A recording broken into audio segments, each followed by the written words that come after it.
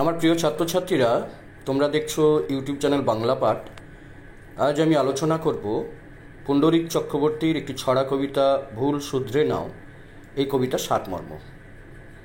কবিতায় কবি আমরা যে ভুলগুলি করি সেগুলি আমাদেরকে মনে করিয়ে দিয়েছে এবং ভুল শুধরে নেওয়ার কথা বলেছে। কবি প্রথমেই যে ভুলের কথা বলেছে সেটা হচ্ছে গাছ কাটা। কারণ গাছ কাটা হচ্ছে ভুল।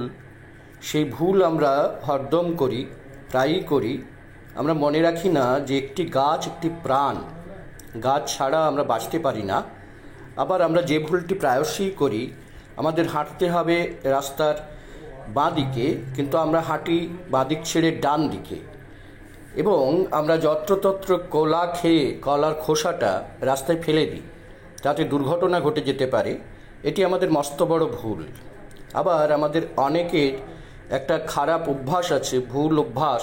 সেটা হচ্ছে কথার মাঝে কেউ যখন কথা বলে তখন আমরা কথা বলে ফেলি, এবং এই যে কথার মাঝে কথা বলে ফেলা, এই ভুল আমাদেরকে শুধরাতে হবে। কারণ ভুল যদি আমরা না শুধরাই তাহলে কিন্তু ভুলের পরিমাণটা আরও বাড়বে।